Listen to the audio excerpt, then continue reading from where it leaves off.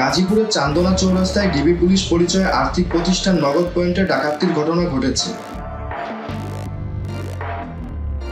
এ সময় প্রতিষ্ঠানের কর্মকর্তা কর্মচারীদের মারধর করে প্রায় কোটি টাকা লুট করে নিয়ে যায় দুর্বৃত্তরা।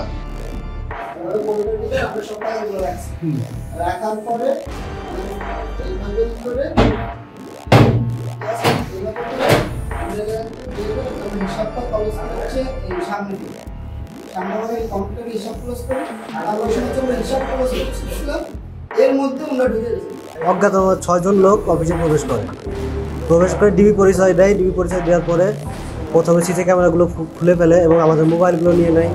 যখন ডিবি পরিচয় আমি জানতে চাই যে আপনারা কোন থানা থেকে আসছেন, তখন আমার মোবাইলটা নিয়ে আমাকে এলোপাতাড়ি মারামারি শুরু করে এবং আমার কানে তেলে অনেক মারে, যার কারণে আমার কানের পর্দাটাও ফেটে যায়। আমাদের 6 জনকে একটা রুমে নিয়ে যায়, অস্ত্রের মুখে দাঁড়া করে আবার মারধর করার মধ্যে একজন অ্যাকাউন্টসকে নিয়ে যায় হচ্ছে লকার রুম থেকে ওনাকে ওই জায়গায় অস্ত্রের মুখে জিম্মি করে মারধর করে হচ্ছে 98,98,18,000 টাকা নিয়ে চলে যায়।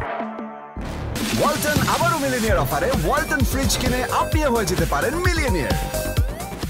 পুলিশ ঘটনাস্থলে গিয়ে অপরাধীদের ধরার আশ্বাস দেয়।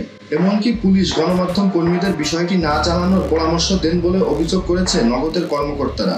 শনিবার দুপুরে এ ব্যাপারে নগদ পয়েন্টের জেনারেল ম্যানেজার শাহ মোহাম্মদ একরামুল হক অভিযোগ করে বলেন, তুমি ঢুকেই বলতেছে জিএমকে আইসে আমার ফোন, ওদের ফোন যা আছে সবার ফোন একসাথে নিয়ে সবগুলা ট্যাপ কাছে রাখছি।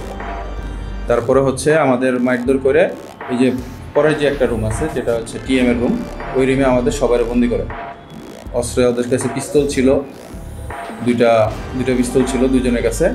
তারপর হচ্ছে ছিল ওয়াকিটকিও ছিল, হ্যান্ডকাপও ছিল ওদের কাছে। আমরা এটা ডিসি স্যারকে অবগত করছি। তো ডিসি স্যার আমাদের বলছিল যে 72 ঘন্টার মধ্যে এর একটা সমাধান করে দিবে।